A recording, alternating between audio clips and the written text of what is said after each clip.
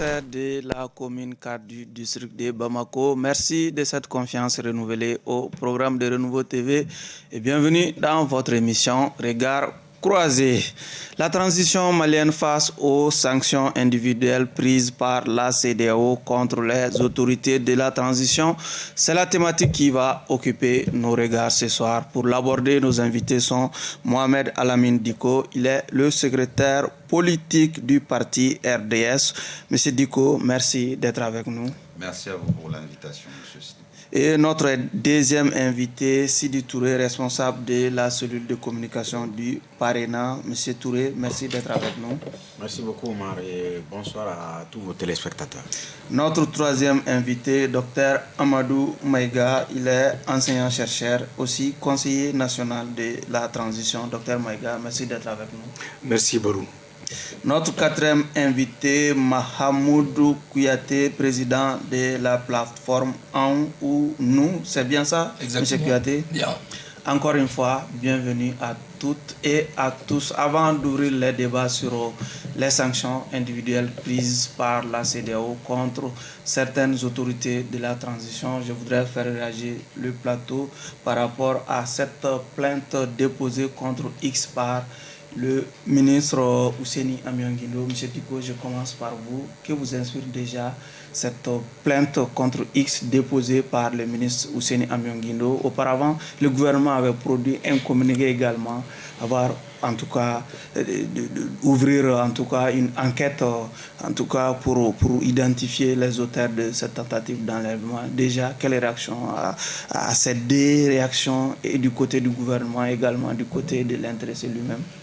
Déjà, il y a une réaction d'indignation, oui, parce qu'un acteur politique essentiel et principal comme Ousseini Amianguindo, qu'il se sente menacé et qu'il soit attaqué à la maison et à domicile, c'est quelque chose qui n'est vraiment pas normal et acceptable. Le communiqué des autorités de la transition assurant au président de la CODEM qu'ils allaient prendre en charge sa sécurité et s'en occuper, oui, nous le saluons. Ils rentrent dans leur rôle, ils l'acceptent, et même si peut-être ils ne parlent pas, ils ne sifflent pas, on va dire, de la même manière, dans tous les cas, ils assurent la sécurité de tout citoyen malien, c'est leur rôle, ils le font, on le salue.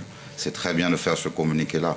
Et également pour que la chose ne reste pas endormie, oui, si la CODEM et son président déposent une plainte contre X, ça ne peut que pousser la justice. Sauf qu'auparavant, c'est le gouvernement qui avait demandé au procureur d'agir pour faire toute la lumière autour de cette affaire. L'un n'empêche pas l'autre. Si l'État s'auto-saisit... On peut parler de fuite en avant. Bon, je ne le verrai pas de cette manière-là. Ouais. Dans tous les cas, la plainte contre X est là. Il faudra bien qu'à un moment donné, la justice y réponde. Et ça ne peut que les pousser à mieux enquêter ou enquêter avec plus de force, okay, pour que des choses comme ça ne se reproduisent pas. Monsieur Touré, Ousseini Amianguindo porte plainte contre X pour tentative d'enlèvement. Que vous inspire cette affaire? Donc, je pense que c'est une bonne chose, oui, pour que la vérité éclate au grand jour, qu'on sorte des supputations et des arguments cachés, qu'on essaie de dire clairement les choses, qu'est-ce qui s'est réellement passé, oui, pour qu'on reste bien entendu dans le cadre d'un état de droit. Oui. Monsieur Amianguindo quand même n'est pas n'importe qui en République du Mali. Il est président d'un grand parti et sa sécurité doit être assurée par les autorités en place. Malgré ses prises de position, bien entendu, il a droit à la protection et la justice doit faire son travail. Oui, mais est-ce que cette plainte de Poulot n'est pas une sorte de réponse à ces communiqués du gouvernement? Bon, je pense qu'au moment où il n'était pas chez lui, je pense qu'il a fait des déclarations pour dire que dans les jours à venir, oui, il va porter plainte et il a des preuves en sa disposition qu'il va mettre justement à la disposition de la justice. Peut-être qu'il avait traîné les pieds certainement. Bon, le timing quand même dépend de lui. Hein. Oui. C'est lui qui décide avec ses avocats, ce sont eux qui décident du timing. Et je pense que c'est une bonne chose de porter plainte pour que la vérité éclate au grand jour. Ok. Le gouvernement, on peut dire finalement que le gouvernement a précipité les choses. Barou, je vous remercie encore, mais s'il vous plaît, permettez-moi de m'incliner pieusement devant la mémoire de toutes les victimes civiles et militaires tombées pour la cause commune. Maintenant, moi, personnellement, je condamne avec toutes mes forces, c'est-à-dire l'agression d'un homme politique, quel que soit son rang. Nous sommes encore dans la tentative. Hein? Justement, exactement, dans la tentative. Oui. Si réellement, même cette tentative s'est avérée, en tout cas vrai. Et moi, je félicite... Vous émettez déjà un doute? Absolument, parce que moi, je pense que... un homme, quand il est agressé, sa toute première réaction doit être d'abord de porter plainte et de mettre à la disposition de la justice les éléments de preuve qui peuvent en tout cas permettre de faire la lumière, c'est-à-dire sur l'agression ou la tentative d'agression. Cela a pris du temps, mais heureusement qu'il s'est exécuté. Et bien avant que lui ne le fasse, le gouvernement, c'est-à-dire tout en restant dans sa fonction régalienne, avait pris les dessus pour faire un communiqué à travers le ministère de la Justice pour ouvrir une enquête, c'est-à-dire concernant le cas de monsieur pour le président de la CODEM. Nous condamnons et nous espérons que lumière sera faite sur cette situation pour que plus jamais de tels actes ne se reprennent. Merci. Ok. Monsieur Kouyaté, on va vers un feuilleton finalement autour de cette affaire. Alors, je pense quand même qu'il est dans son droit de porter plainte, même si ça a pris un peu plus de temps. Et le gouvernement, je ne dirais pas que le communiqué a été précipité. Ils sont dans leur droit aussi, donc de sécuriser pratiquement tous les Maliens sur le territoire national. Donc, sur le territoire national. Donc, il faut quand même savoir qu'il a pris un peu plus de temps. Mais aujourd'hui qu'il a saisi la justice, on espère que lumière sera faite sur cette situation. Ok. Ce qui nous conduit à parler de ces sanctions individuelles prises par la CEDEAO contre les autorités de la transition. En effet, la CEDEAO donne désormais le délai du 12 décembre aux autorités de la transition pour produire les calendriers des prochaines élections.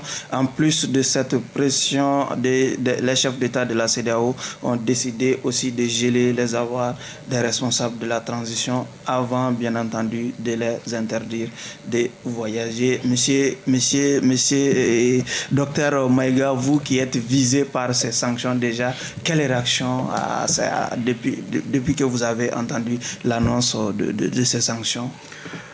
Bon, moi personnellement, je ne suis pas surpris. Oui. Pourquoi? Parce que depuis belle lurette, la CEDEAO est dans cette disposition de sanctionner les États à tort des fois, ou peut-être même à raison. Moi, je prends l'exemple sur le chapitre 2 du protocole additionnel évoqué par la CEDEAO elle-même, ratifié bien évidemment par le Mali en 2001, où il y a l'article 45 de ce protocole additionnel qui stipule que les sanctions sont bien citées et bien précises dans cet article-là. Où quand un État, en tout cas, fait une rupture constitutionnelle pour amener et débarquer un pouvoir ou amener un pouvoir, on peut décider de sanctionner, en tout cas, l'État en question des instances de l'organisation, ou aussi on peut ne pas acter en tout cas la candidature du président ou de la présidentielle, ou ensuite on peut aussi refuser en tout cas au pays de participer aux réunions ou aux conférences des chefs d'État. Voilà les sanctions qui sont énumérées.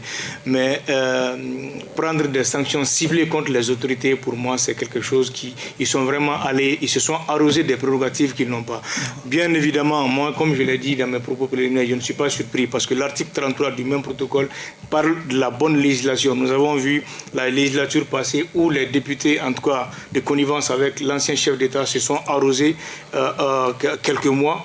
Et cette même CEDEAO était là, elle aurait pu intervenir pour dire que, attention, stop, vous violez à partir de là ce protocole additionnel, elle ne l'a jamais fait. Mais maintenant, le Mali, en tout cas, est une nation libre. Nous avons le droit d'entreprendre des partenariats et de dire ce que nous pensons juste pour notre État. D'accord. Monsieur Touré, quelle est la réaction liminaire à ces sanctions de la CEDEAO? Nous regrettons qu'on en soit arrivé là, oui. Faute de volonté politique, parce que nos autorités n'ont pas tenu leurs engagements vis-à-vis du peuple malien et de la communauté internationale. Raison pour laquelle nous avions été sanctionnés. Et donc cela prouve simplement que la crise politique et institutionnelle s'aggrave faut noter aussi que l'isolement diplomatique du Mali vis-à-vis de nos voisins et du reste du monde s'accentue davantage. Mais nous espérons que cette crise-là va être l'occasion pour les dirigeants maliens, pour la classe politique, la société civile, qu'on essaie de trouver une solution intermalienne. Donc que les Maliens s'asseyent, qu'on discute, qu'on dégage une nouvelle feuille de route, qu'on essaie d'élaborer un calendrier réaliste, raisonnable, consensuel, et qu'on essaie d'aller vers un gouvernement plus inclusif. Un Premier ministre, cherchons un Premier ministre moins clivant pour qu'on puisse justement parler au reste du monde. Donc je pense que la crise là actuelle avec la CEDEAO et la communauté internationale doit être une opportunité pour la classe politique malienne, pour les autorités maliennes, de s'asseoir et de dégager une nouvelle feuille de route. Du coup, gel des avoirs, interdiction de voyage, on peut dire finalement que la CEDEAO a frappé fort cette transition malienne. Nous, au RDS, je vous rappelle qu'à Tyr également, nous avons été pratiquement la première plateforme historique à être créée pour un soutien à la transition. À la transition, pas aux personnes, au processus de transition. Maintenant, le gel des avoirs, par rapport à ça, on a un message très simple à adresser à la CEDEAO. Autant qu'ils fassent la liste, au lieu de faire une liste de 200 personnes, des 20 millions de Maliens. Ça sera un peu plus rapide. C'est un problème malien. C'est un problème qui doit avoir une solution malienne. C'est-à-dire la particularité du Mali, c'est qu'entre nous, on peut être prêt à se battre pour nos opinions, mais face à quelqu'un de l'extérieur, on fait front commun. L'ingérence, on la rejette de tout notre être et de toute notre raison. Ça ne passe pas chez le Malien. Maintenant, il y a quelque chose qui est une vérité qui est à dire aux autorités de la transition. Les mois passés depuis le 18 août 2020 jusqu'à maintenant, le travail n'a pas été fait comme eux-mêmes ils s'étaient engagés à le faire. Je dis et je répète, nous sommes un soutien à la transition. Nous les félicitons pour tout ce qu'ils font de correct pour le peuple malien. Mais tout ce qui part dans le mauvais sens... Sauf que si les textes de la CEDEAO prévoient de telles sanctions, est-ce que la CEDEAO n'est pas finalement dans son rôle? Elle est dans son rôle. Oui. Elle est dans son rôle de faux gendarme. Elle est dans ce rôle-là. Je vous rappelle que nous sommes les membres fondateurs de la CEDEAO en 1975. Nous sommes également pratiquement à l'origine de tout ce qui est le panafricanisme comme l'Union africaine avec Modibo Keïta, notre héros et notre père fondateur, que d'ailleurs je salue et je m'incline sur la mémoire de tous ceux qui sont tombés pour le Mali. Le 19 novembre hier était une date commémorative d'un coup d'État qui avait été fait contre lui. C'est une manière de dire également qu'on ne peut pas rester en retrait de tout ce qui est le reste de l'Afrique et nos voisins. Cette réalité, les autorités de la transition doivent en prendre conscience et pleinement. L'heure est extrêmement grave, le chapelet s'égrène et le travail doit être fait. Il doit être fait le plus rapidement possible pour le bien des Maliens et pour le développement de la nation. Monsieur Kouyaté, comment vous trouvez déjà le poids de ces sanctions? D'abord, je pense que la CEDEAO doit être en conforme avec ses objectifs, qui est l'intégration et le rassemblement. Aujourd'hui, plus que des sanctions, les autorités maliennes ont besoin d'accompagnement, ont besoin de soutien. Et puisque le pays traverse une situation très très difficile. Donc partant de ce postulat, le Mali a besoin de tous ses partenaires, que ce soit la CEDEAO, que ce soit l'Union européenne. Nous avons besoin de tous nos partenaires. Donc les gels des avoirs et les interdictions de voyage, oui, je rejoins M. Diko. Au lieu de faire une liste de 149 personnes, il serait mieux de pointer des doigts les 20 millions de Maliens. Sauf que ce n'est pas forcément les 20 millions de Maliens qui ont la charge de conduire les affaires publiques au Mali. Mais vous savez, la transition va au-delà des autorités de la transition. La transition, c'est vous, c'est moi. La transition est une période résolutoire. La transition... Nous n'avons pas forcément la même capacité d'agir sur le cours des événements. Effectivement, mais aujourd'hui, il faut quand même reconnaître que le peuple soutient cette transition, ou du moins la majorité. Et cette transition, aujourd'hui, est en train d'œuvrer pour le bien-être des Maliens, même si c'est difficile. Donc, quand même, il faut reconnaître que oui, le peuple est engagé derrière cette transition. Et si aujourd'hui on devait sanctionner ces qui que ce sanctions soit, sont irréalistes. ces sanctions Sont irréalistes. réalistes ou irréalistes, je pense quand même que c'est un problème malien qui doit être réglé par des Maliens. Et aujourd'hui, nous sommes dans cette dynamique de soutenir cette transition, mais aussi en appelant la CEDEAO à plus de retenue et à aussi faire face à la situation. Est-ce que les autorités aussi n'ont pas leur part de responsabilité? C'était pas plus facile de produire un calendrier électoral et présenter ça à Accra? Exactement, ça serait une très bonne idée, non seulement pour l'opinion internationale, mais aussi pour une bonne communication sur le plan national. Oui, mais je pense que le changement est un processus. Et ce processus, je pense que le Malikura a tant souhaité, est en marche. Okay. Et le gouvernement est en train d'œuvrer pour ça. Ok. Monsieur Dr Maïga, on peut quand même relever que le colonel Assimi Goïta et son ministre des Affaires étrangères ont été épargnés par ces sanctions de la CEDEAO. Quelle symbolique à ce niveau? Oui, c'est vrai, mais au fait, cette sanction, elle n'aurait même pas dû exister parce qu'elle n'est pas légale. Déjà qu'elle est là. Oui, elle est là. Maintenant, le chef d'État, bien évidemment, ils peuvent essayer de sanctionner les gens, mais ils ne peuvent pas sanctionner tout le monde parce que ça veut dire qu'ils ont laissé une ouverture pour le dialogue. Le chef d'État, c'est le symbole de l'État malien, c'est le père de tous les Maliens. S'ils avaient sanctionné les chefs de l'État, je pense que tous les Maliens, même si il y en a qui disent aujourd'hui que c'est tout à fait normal, se seraient indignés face en tout cas à cette décision. Et le ministre des Affaires étrangères aujourd'hui conduit la politique étrangère, en tout cas du Mali, par l'intermédiaire du chef de l'État. Donc il était aussi évident qu'il fallait au moins laisser une porte de sortie pour que le Mali puisse aller à l'étranger, discuter avec ses amis et pour en ce moment apporter une solution. Et eux-mêmes, ils peuvent avoir besoin d'informations, en tout cas ici au Mali, et par soit le canal du chef de l'État ou par celui du ministre des Affaires étrangères. Il faut bien évidemment passer par ces deux pour essayer vraiment d'acquérir en tout cas plus d'informations par rapport à la situation. Maintenant, moi, ce que je voulais dire par rapport à la CEDEAO, vous savez, le camarade vient de le dire, la CEDEAO devrait essayer d'abord d'aider le Mali, parce qu'elle est toujours dans la réaction, mais elle n'est jamais dans l'anticipation. Une crise, on anticipe sur une crise. Vous avez aujourd'hui le cas de certains de nos pays voisins, je ne vais pas l'évoquer ici, mais c'est pour dire qu'elle doit être réactive au lieu d'être toujours dans la réaction. Donc cet esprit d'anticipation manque beaucoup au chef d'État de la CEDEAO, parce que si vous essayez d'exclure le Mali des débats, de la discussion, qui va porter à partir de là les aspirations profondes de ce peuple malien. Le président que nous avons aujourd'hui a fait, en tout cas, c'est l'un des chefs d'État qui fait moins de déplacements. Il reste plutôt à Bamako, il se concentre sur ses activités à Bamako, ici, à l'interne du pays, ou en tout cas dans les capitales régionales. Voilà ce qu'il fait. Peut-être nous avons un ministre des Affaires étrangères qui est beaucoup plus mobile, mais je pense que nous avons aussi un Parlement où, au niveau des instances de la CEDEAO, le Parlement peut jouer beaucoup de rôles. Moi, je pense qu'il est important qu'on essaye d'ouvrir un peu, en tout cas, de lever progressivement les sanctions pour que le Mali puisse aller. Pour en finir, ce qu'ils ont dit comme motif par rapport à la présentation d'un calendrier électoral, c'est une chose qui est extrêmement difficile. La transition, dans un premier temps, c'était fixé un délai.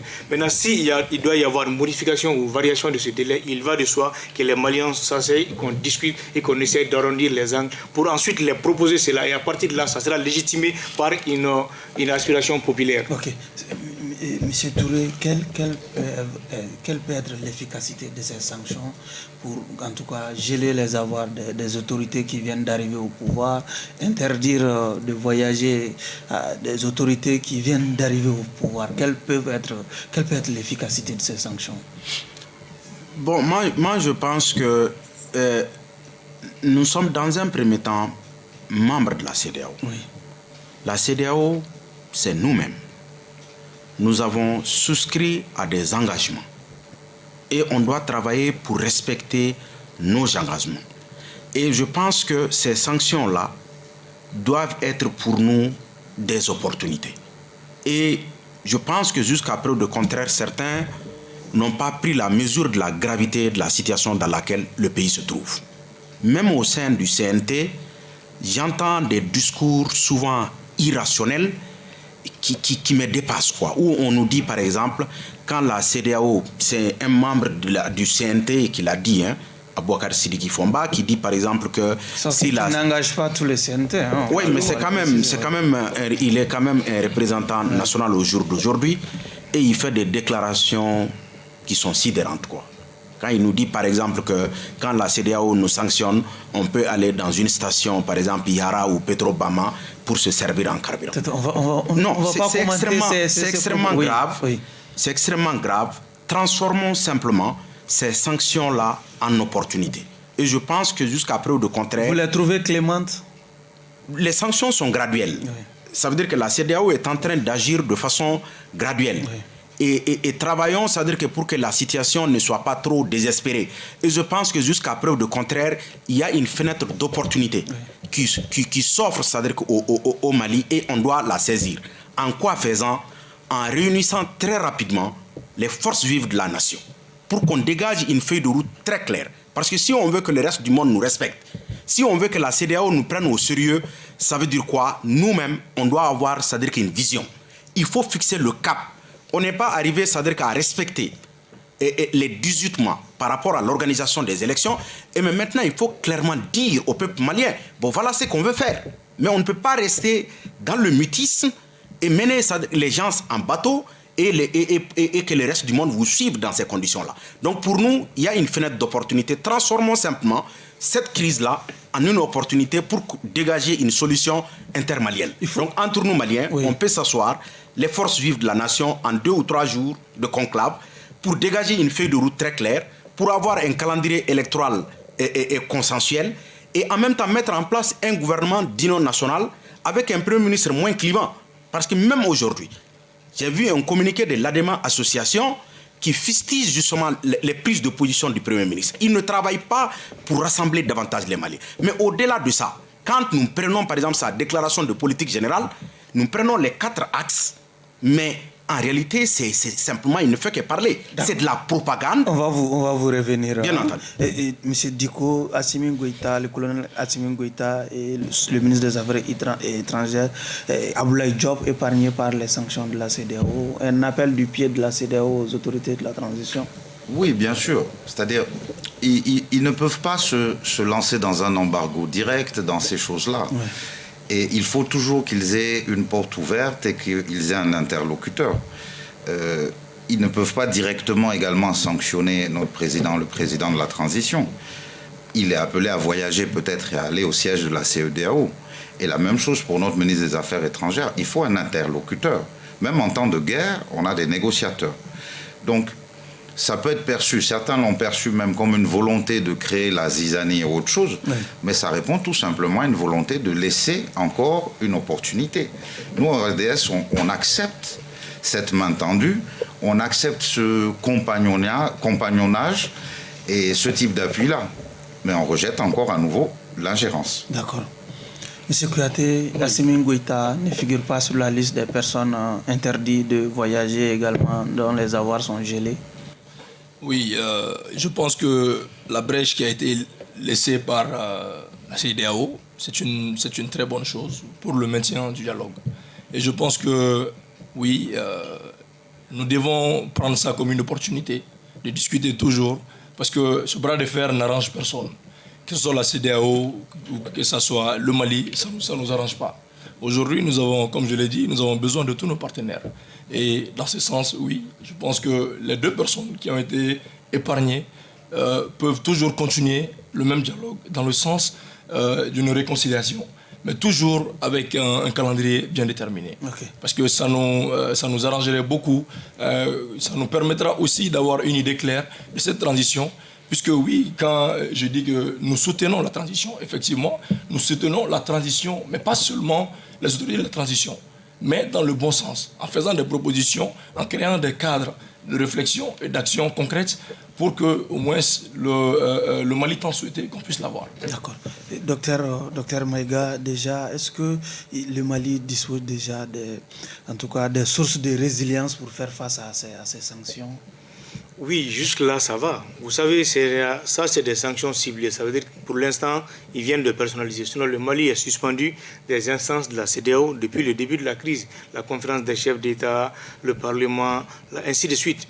Donc, ça c'est des sanctions ciblées. On peut jusqu'à preuve de contraire, en tout cas, faire quelque chose. Parce que là, ça affecte les uns et les autres individuellement. Je prends l'exemple, par exemple, sur certains camarades du CNT qui peut-être sont des Maliens établis à l'extérieur. Ils ont peut-être une famille à Paris ou à Abidjan. Et ils sont ici et des fois ils font la navette quand nous sommes en congé pour aller rendre visite à la famille et tout.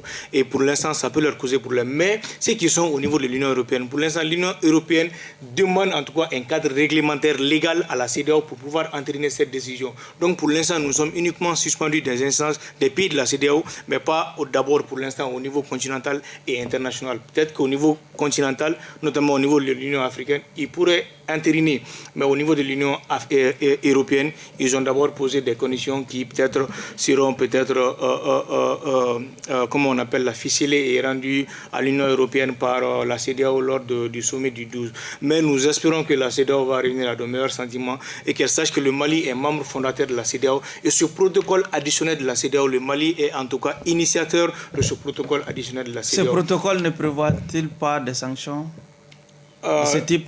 Non, pas du tout. Ce protocole ne prévoit pas de sanctions ciblées comme la CEDEAO a eu à le faire présentement. L'article 45, au niveau du chapitre 2 de ce protocole, énumère clairement les sanctions à faire en de pareilles circonstances. Mais c'est comme je l'ai dit, certains chefs d'État, ou en tout cas les chefs d'État de la CEDEAO, se sont arrosés des prérogatives.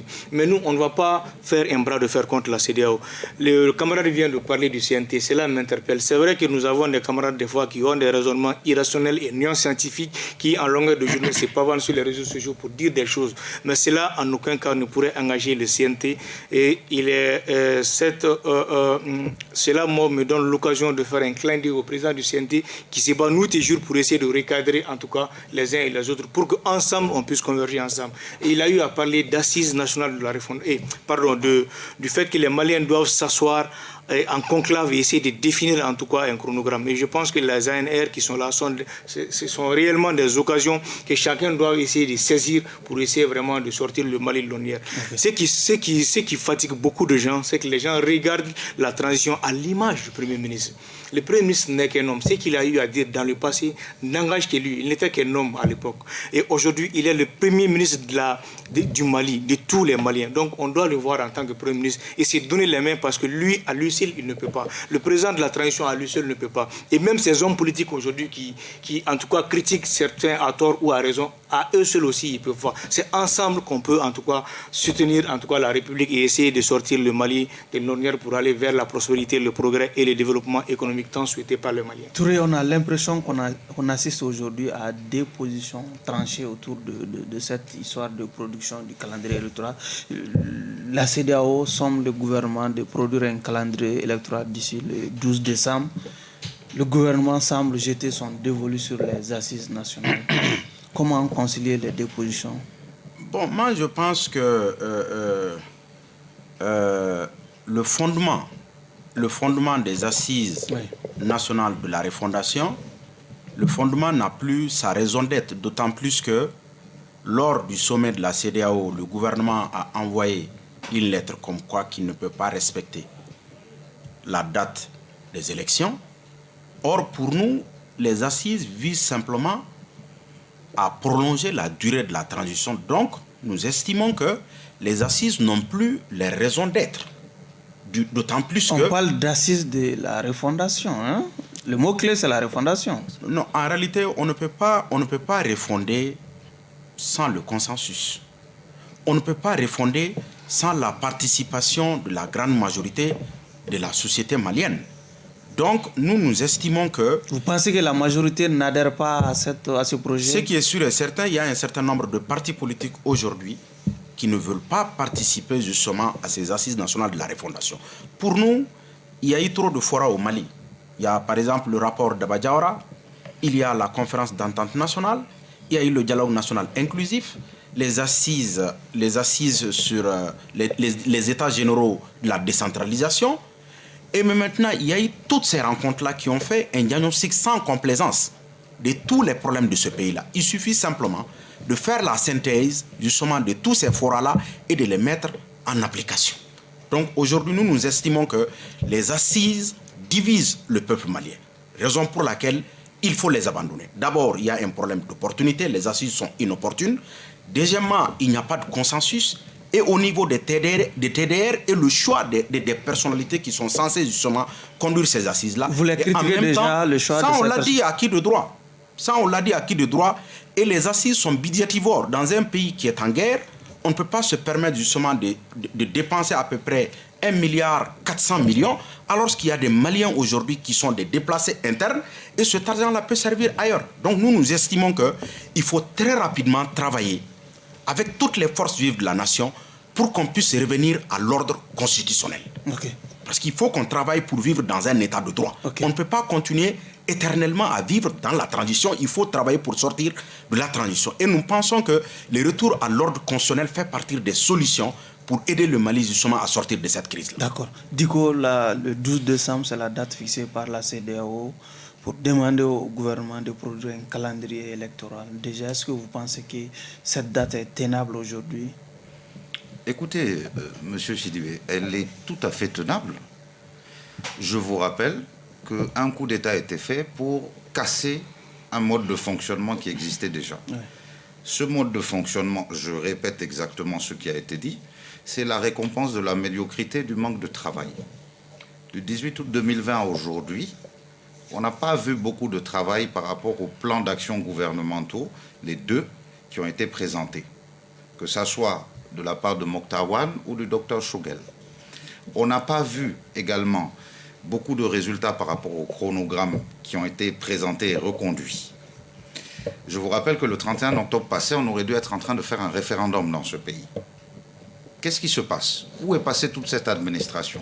La réponse, c'est qu'on attend les assises. Des assises qui sont inutiles, qui ne servent strictement à rien à part mettre un petit tampon sur un papier à être adoubé par le peuple pour que la transition soit rallongée. Rallongée pour quelle raison? Pas parce que le travail n'a pas pu être fait parce qu'ils se sont retroussés les manches, parce qu'il n'y a pas eu de travail. Nous soutenons la transition. C'est une période extrêmement critique pour le peuple et le Mali, mais nous ne soutenons pas également le manque de travail. Nous exigeons des autorités de la transition qu'elles fassent ce pourquoi elles se sont installées de manière, justement, quand le docteur disait que la CEDEAO s'est arrogée des prérogatives, la transition s'est arrogée le pouvoir, d'une manière qui n'est pas normale non plus. C'est des débats, on ne va pas rentrer dedans. Oui. C'est juste des détails.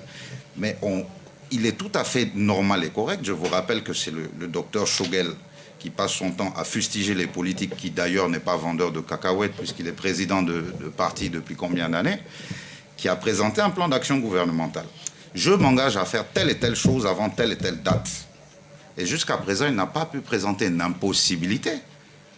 Il a présenté plutôt un manque de travail en disant que la solution serait dans des ANR. D'accord. Qui ne servent à rien. Ok. Monsieur Kouyaté, la date du 12 décembre, c'est le délai fixé par, en tout cas, la CEDEAO pour demander au gouvernement de produire un calendrier électoral. Quelle doit être l'attitude du gouvernement pour, en tout cas, respecter ces délais? D'abord, je tiens à rappeler que dans cette histoire, c'est une question de priorité. Aujourd'hui, le pays traverse une situation extrêmement difficile. Et si on élaborait un calendrier électoral aujourd'hui, je pense que ça ne serait pas aussi tenable. Pourquoi? Vous allez savoir qu'aucun de ces membres ou de ces présidents de la CEDEAO ne peut, pas plus loin que Ségou, tout près, ne peut aller là-bas pour battre campagne. Le président de la CEDEAO? Les présidents qui composent la CEDEAO et même ces partis politiques aujourd'hui. Ils ne sont pas intéressés par nos élections quand même. Non, mais ce sont eux qui exigent un calendrier électoral. Alors aujourd'hui, je pense que c'est une question de priorité. Si on essaie un peu de pousser un peu plus haut l'analyse, hein? Alors, non, dans ce sens, oui. Qu'est-ce que je dirais? Au lieu d'exiger un calendrier électoral, je pense que nous avons des problèmes internes à gérer ici. Et nous avons le problème sécuritaire, nous avons le problème de l'éducation. Je pense que c'est des problèmes aujourd'hui dont nous faisons face et nous devons plus nous accentuer à la résolution de ces problèmes. Aujourd'hui, nous avons une transition. Et cette transition, oui, cette transition est en train d'œuvrer dans ce sens. Et comme le discours du président de la République qui disait que si cette transition échoue ou si lui il échouait, c'est toute la jeunesse malienne qui échouait. Okay. Et dans ce sens, je pense que oui, nous devons être ce support de propositions partant dans le sens d'une reconstruction, d'une refondation. Mais les questions électorales, aujourd'hui, je pense qu'on va encore en discuter, parce que nous avons été à la table ronde pour parler de l'organe unique des élections. Mais aujourd'hui, je pense que nous avons d'autres priorités qui n'est pas que les questions électorales. D'accord. Docteur Maïga, qu'est-ce qui va se passer le 12 décembre si le gouvernement ne parvenait pas à produire un calendrier électoral? Très honnêtement, je ne sais pas. Je ne sais pas ce qui va se passer le 12, mais je sais avant le 12 ce qui va se passer au Mali. Oui. Avant le 12 décembre, nous allons continuer à travailler. Nous allons continuer à expérimenter tout ce que nous avons fait. Déjà, au niveau de l'organisation des élections, il y a déjà des choses qui ont commencé. Nous allons continuer à travailler pour essayer de les améliorer. Les CNT attendent les documents, en tout cas dans le cadre de l'organisation des élections, notamment la loi électorale. Nous attendons incessamment, en tout cas impatiemment, je vais dire, ce document-là pour essayer de statuer là-dessus et de voir comment est-ce que corriger ces dossiers pour qu'on aille, en tout cas, vers des élections libres, crédibles et transparentes. Est-ce qu'on se dirige vers un bras de fer finalement? Non, je ne pense vraiment pas. Je pense que si la CEDEAO regarde réellement le Mali, parce que vous savez, le Mali avait déjà écrit à la CEDEAO pour dire que... La CEDEAO quand même est dans la dynamique des sanctions. Oui, exactement. Mais si les sanctions aujourd'hui, ce n'est pas ce qui arrange, c'est ce qui arrangerait même la CEDEAO. Parce que le Mali aujourd'hui a des liens économiques, commerciaux avec certains pays de la CEDEAO, notamment des pays frères avec lesquels nous entretenons beaucoup de relations économiques. Maintenant, si la CEDEAO doit aller et en tout cas sanctionner sévèrement le Mali, ces États aussi seraient obligés en tout cas de faire un collectif budgétaire. Parce qu'il y aura à partir de là une variation au niveau en tout cas de leur politique économique ou en tout cas au niveau de leur politique financière et budgétaire. Donc la CEDEAO n'a pas intérêt à faire ça. Et ces pays-là, je suis sûr que ce sont des pays frères qui vont se battre pour que les sanctions n'atteignent pas ce niveau. Vous savez, la CEDEAO dit que nous n'avons pas la volonté. Je vous en conjure, nous avons la volonté. Mais nous, moi, j'étais dans la rue et je suis fier d'être dans la rue. Je fais partie de ceux qui ont dit à ces colonels-là qu'il fallait aller vers ça, qu'il fallait aller vers le changement, quel que soit le prix à payer. Et aujourd'hui, nous sommes prêts à payer le prix que nous payons aujourd'hui. Mais qu'à cela ne tienne, on n'est pas sorti pour uniquement l'organisation des élections. Nous sommes sortis parce qu'il y avait des problèmes au niveau de l'éducation, des problèmes au niveau de la sécurité, des problèmes au niveau du développement, des problèmes au niveau de l'insécurité alimentaire. Je suis surpris qu'aujourd'hui, que sur ce plateau, que les gens ne disent pas qu'à ce niveau, il y a eu des améliorations. Quand bien même que c'est difficile, mais quand nous regardons les statistiques, nous savons qu'aujourd'hui, l'État fait beaucoup de choses. Mais tout de suite, la transition ne peut pas venir échanger des choses. Et on ne peut pas dire que ce que nous faisons est insignifiant par rapport à ce que nous avons dénoncé là, antérieurement. Mais aujourd'hui, il est évident que nous avons encore beaucoup de choses à faire et nous y travaillons. Moi, par exemple, au niveau de CNT, nous ne sommes pas chargés, en tout cas, de l'organisation ou de la politique du gouvernement. Nous sommes chargés de veiller, en tout cas, et de contrôler l'action du gouvernement. Mais des fois, tout en essayant de les orienter, nous leur guidons la bonne voie. Mais ce gouvernement, aujourd'hui, sur le plan, que ce soit sécuritaire à travers l'achat du matériel de combat ou en tout cas le recrutement du personnel et même la mobilisation des ressources. On nous dit que nous sommes en transition, il y a au moins une triple crise sécuritaire. Mais les ressources au niveau de l'État, les recettes budgétaires de l'État, quand nous essayons de faire la nomenclature des lois de finances, mais ces ressources n'ont pas baissé. Au contraire, les ressources sont en train d'augmenter progressivement au fur et à mesure. Dans d'autres poches de mobilisation de recettes, nous sommes en train de travailler dessus. Monsieur Touré, est-ce que vous ne demandez pas trop à cette transition d'organiser les élections dans le contexte sécuritaire qui est le nôtre? Non, nous demandons qu'on fixe le cap. Oui. Qu'on nous indique là où on veut aller, qu'on nous dise il faut une ligne directrice, une ligne de conduite. Où est-ce qu'on veut conduire le pays? Qu'on ait une vision très très claire par rapport aux actes que les dirigeants actuels veulent poser pour décider du sort des Maliens. Mais ça avant de continuer, quand j'écoute M. Maïga, mais il fait ce qu'on appelle un plaidoyer pro bono.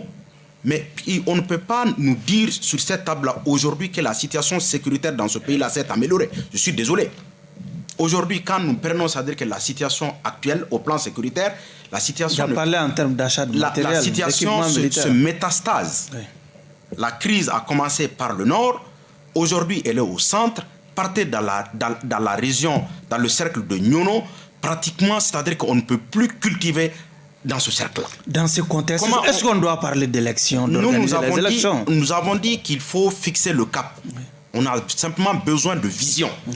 Et mais maintenant, où est-ce qu'ils veulent conduire le pays? Raison pour laquelle il faut travailler pour travailler sur ce qu'on appelle la feuille de route. La nouvelle feuille de route doit être actualisée avec toutes les forces vives du pays. On doit travailler sur le calendrier électoral. Si on veut que la CEDEAO nous prenne au sérieux, il faut qu'on dégage une vision très claire. Mais jusqu'à preuve de contraire, il n'y a pas de vision. Au contraire, on est dans la supputation, on est dans la propagande et dans des discours, dans le verbalisme creux qui ne résout absolument rien du tout. Il faut sortir justement de ces guerres de tranchées-là et réunir toute la classe politique pour qu'ensemble, qu'on dégage une feuille de route. Et c'est à partir de cette feuille de route-là qu'on va rencontrer et la CEDEAO et la communauté internationale pour dire que dorénavant, nous, Maliens, nous avons la volonté politique. On veut rapidement revenir à l'ordre constitutionnel et voilà la nouvelle feuille de route actualisée. Ok. Du coup, face aux sanctions de la CEDEAO, il faut opposer le consensus national. Comment trouver ce consensus? Mais il est très simple, M. Sidibé. C'est ce qu'on est en train d'essayer de dire depuis quelques minutes. Et en même temps, c'est ce que nous faisons de notre côté depuis décembre 2020. En décembre 2020, vous le savez, Renouveau le sait, nous avons tiré la sonnette d'alarme que les choses ne se font pas comme elles devraient se faire. Quand vous avez un atelier de préparation de l'ANR qui n'invite pas sciemment certaines personnes et certaines organisations, qui interdit l'entrée à certaines organisations civiles et de la société civile, dont celle du Dr Songo, qui sont reconnues pour leur professionnalisme. Quand vous avez des ateliers qui sortent des TDR qui ne sont pas en réalité inclusifs, comme le président de la transition l'a demandé, quand vous avez un Premier ministre qui passe son temps à fustiger les politiques, et quand vous avez une transition qui reconnaît qu'elle a passé 9 mois à se tromper, on est en droit d'exiger à ces autorités de nous montrer un cap défini. Ce n'est pas quelque chose de scandaleux. Au contraire, on ne peut pas se complaire dans cette situation. Notre ministre des Affaires étrangères a lui-même dit que sur 19 régions, il n'y en a que 5 qui peuvent assurer et être assurées dans une stabilité pour des élections. Mais dans ce cas-là, les assises vont également se préparer dans ces 5-là. Si les assises peuvent se déporter, se délocaliser dans les 19 régions, que nos villageois peuvent se déplacer dans les cercles et aller en assurant leur sécurité, sans être accusés de copinage avec le pouvoir central et en revenant ne pas être exécutés par des terroristes, ça veut dire qu'on peut voter de la même manière. Il faut que des choses soient définies. Il faut qu'on sorte de ce cercle vicieux où, pendant des dizaines d'années, les choses ne se faisaient pas, mais on laisse pour plus tard et on gérera ça comme ça. C'est pour ça qu'un coup d'État a été fait. C'est pour ça que sauf que c'est difficile de comparer les deux formats. Hein. Les élections, c'est une participation individuelle, mais les assises, elle est plus représentative. Vous aurez un chef de village, par exemple, ceux que les gens appellent des djihadistes, qui sont très loin de l'islam, mais qui tuent des chefs de village et des imams. Vous aurez des chefs de village et des notables qui vont se déplacer pour participer aux assises. Ils reviendront. Et quand ils reviendront, on les accusera de quelque chose. D'accord. Monsieur Kouyaté, qu'est-ce qui va se passer après le 12 décembre si un calendrier n'était pas publié par le gouvernement? Bon, à vrai dire, si un calendrier n'est pas établi par le gouvernement, je pense que le gouvernement va continuer de travailler. Et nous invitons toujours la CEDEAO à plus de retenue. Sauf que la CEDEAO ne va pas écouter votre message. Hein? Nous sommes en train d'analyser une situation. Alors, il n'y a pas de problème. Oui. Merci pour le rappel. Oui. Mais je pense quand même que Renouveau est international et nous sommes suivis par beaucoup d'autres pays. Oui. Mais au-delà de ça, le message peut les atteindre. Oui, d'accord. Quand même, au-delà de ça, oui, nous avons les assises nationales qui sont prévues. Je pense que c'est une bonne chose déjà, puisque les Maliens vont se réunir, c'est de façon représentative. Donc, partant de ce postulat... Vous pensez qu'on doit rester droit dans nos bottes, faire fi de cette menace du 12 décembre de la CEDEAO? La menace est là. Oui. La volonté politique qui n'est pas assez claire, mais qui, selon nous, est là. Mais oui, le gouvernement, aujourd'hui, nous doit au moins un calendrier bien défini. Oui. Un calendrier... Avant les assises? Avant les assises? Non, pas forcément avant les assises. Parce qu'il faut reconnaître que dans cette question d'objectivité, vous allez voir que le Mali aujourd'hui a besoin d'inclusivité. D'accord. Alors, donc, c'est cette assise qui nous permettra d'écouter les Maliens et aussi savoir si nous devons partir vers une élection dans un délai, dans un futur très proche, ou si nous devons aller faire face à la réalité même du terrain aujourd'hui. Okay. Vous avez parlé, je pense que autour de la table, nous avons tous parlé et même décrié la situation sécuritaire du Mali. On ne peut pas parler d'élection aujourd'hui dans ces localités. Okay. C'est quasiment impossible. Okay. Donc aujourd'hui, je pense, j'aimerais aussi souligner ce niveau. Il y a beaucoup de personnes qui ont l'habitude de pointer du doigt le Premier ministre. Le Premier ministre, il faut reconnaître effectivement, c'est un président de parti politique. Mais au-delà de ça, aujourd'hui, il est le Premier ministre du Mali. Et il est le représentant de tous les Maliens dans le gouvernement. Et dans ce sens, je pense qu'on doit le voir en tant qu'humain. Il peut se tromper. Mais aujourd'hui, ce gouvernement et la présidence et même cette transition a besoin de l'appui de tous les Maliens. D'accord.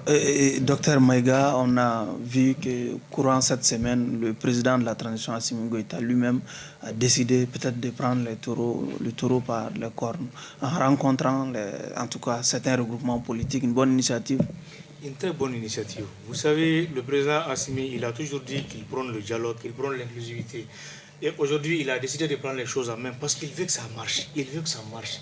Aujourd'hui, c'est ce que les hommes politiques ne parviennent pas à comprendre. Et c'est ce qu'on veut leur faire comprendre.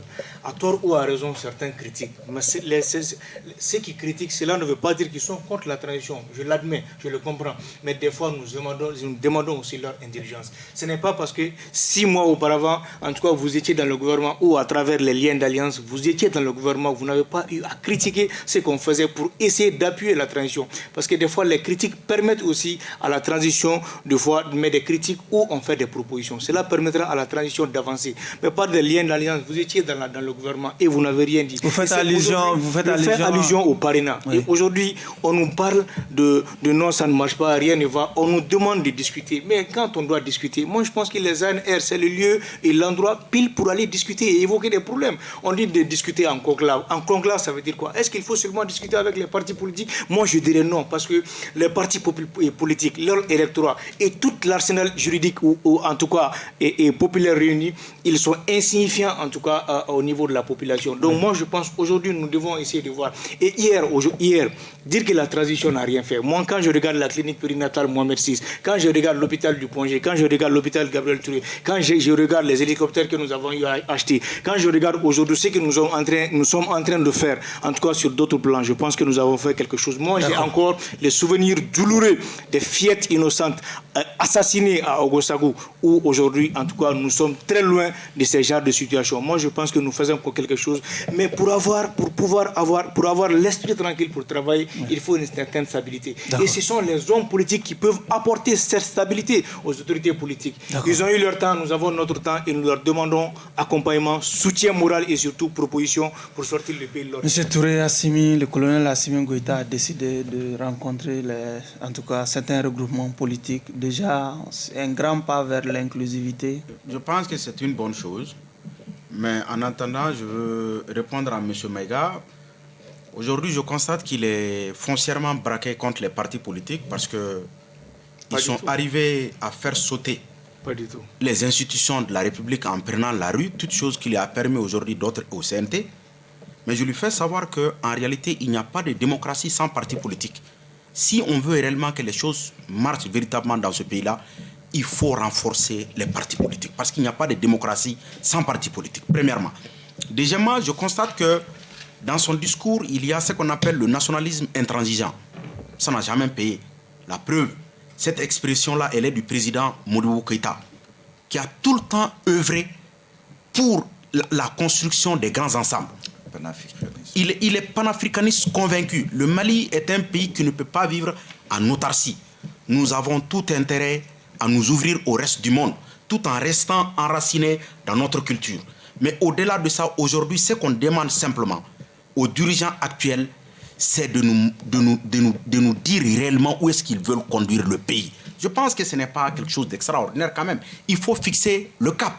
Et je pense que ce que le président de la transition a fait l'autre jour en rencontrant le cadre de concertation pour une transition réussie, est une très bonne chose. Et ce processus-là doit... C'est regrettable le fait qu'il n'ait pas pu convaincre le cadre des champs des partis politiques pour une transition réussie. Bon, je pense que ce n'est que... réitéré en tout cas leur refus à participer. Ce n'est que partie remise. Donc nous pensons que la solution passe par quoi? Et réunir toutes les forces vives du pays afin qu'on dégage une feuille de route très très claire. Et c'est à partir justement de cette feuille de route-là consensuelle, d'un calendrier électoral consensuel, dégagé par tous les Maliens en ce moment-là, on peut rencontrer la CEDEAO pour dire, voilà dorénavant, et la vision des Maliens. Voilà là où on veut conduire le pays. Et maintenant, il y a une véritable volonté politique pour le retour à l'ordre constitutionnel. En ce moment-là, le monde va nous prendre au sérieux et on va travailler rapidement pour le retour à l'ordre constitutionnel qui est une solution justement à cette crise-là. Ok. Diko, le colonel Assimi Goïta qui décide de rencontrer les grands ensembles politiques. Laissez-moi juste 30 secondes pour rebondir sur quelque chose. Docteur, l'inclusivité, elle est nécessaire. Tendre la main aux politiques, comme vous le dites, est indispensable. Mais ça ne se fera pas tant que vous les insultez en les traitant d'insignifiants. C'est ce qui est en train de se faire au niveau de la primature actuellement. Il y a des critiques qui sont faites contre la démocratie et les martyrs de 91, en disant que cet héritage-là et cette suite-là a provoqué la déliquescence du Mali. C'est-à-dire tout ce sacrifice de 91 a provoqué la déliquescence du Mali. C'est inacceptable. On ne peut pas parler d'inclusivité, on ne peut pas parler d'entente en ayant des éléments de langage de ce type. C'est inacceptable. Et je rappelle à nouveau que la personne qui tient ce discours-là est chef de parti politique. Et c'est grâce à cette démocratie, justement, qu'il a réussi à être l'héritier d'un certain type de régime. Sinon, il n'aurait pas eu droit à la parole s'il était en dictature, puisqu'il correspondait au régime précédent. Pour revenir à ma question. Pour revenir à votre question, c'est extrêmement bien. C'est-à-dire les partis du cadre en soi n'ont rien demandé de mal ou rien fait de mal. Je vous rappelle que le mémorandum du cadre commence par « Nous sommes unis pour le bien et la réussite, le bien du peuple malien et la réussite de la transition ». Ils sont unis pour cela, nous sommes unis pour cela. Maintenant, certains sont prêts à aller aux ANR, d'autres non. Parce qu'il y a également ça au sein du cadre. Et qui est très important de préciser. Par exemple, nous, au RDS, nous sommes au cadre.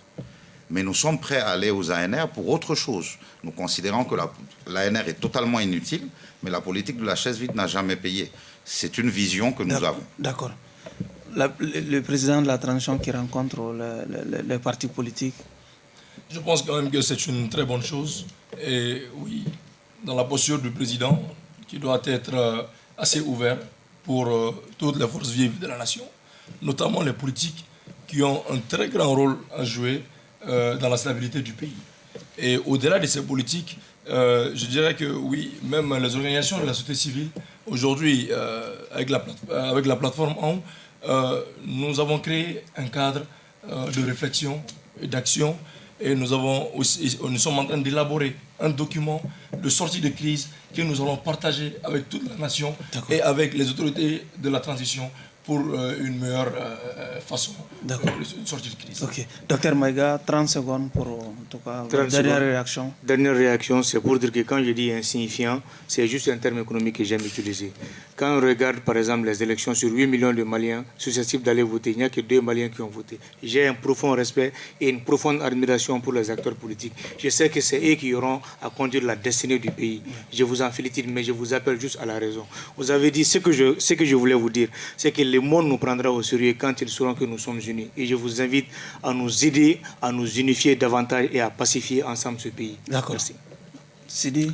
Bon, très rapidement, nous pensons que la solution passe par quoi? Il faut très rapidement réunir les forces vives de la nation, dégager une feuille de route consensuelle et réactualiser la feuille de route, mettre en place un gouvernement d'union nationale avec un premier ministre moins clivant pour qu'on puisse sortir justement de cette crise-là. D'accord. Diko. Le RDS a une vision extrêmement simple des choses. La transition n'est pas là pour régler tous les problèmes du Mali. Ils sont là pour impulser la dynamique. C'est tout ce qu'on leur demande.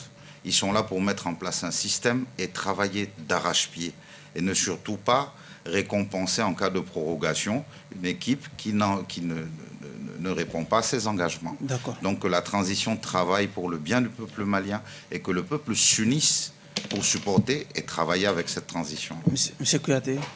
Moi, j'appelle à l'Union nationale à toutes les couches de la jeunesse, aux partis politiques, aux organisations de la société civile, de se réunir tous autour de cette transition pour que ça puisse être une réussite. Parce que, j'aime tant le dire, chaque génération a le choix entre trahir ou d'accomplir sa mission. C'est sur cette note que prend fin ce numéro de votre émission Regard Croisé qui recevait comme invité M. Mohamed Alamine Diko. Il est le secrétaire politique du RDS. Sidi Touré, responsable de la cellule de communication du Parena. Dr Amadou Maïga, enseignant-chercheur, conseiller national de la transition.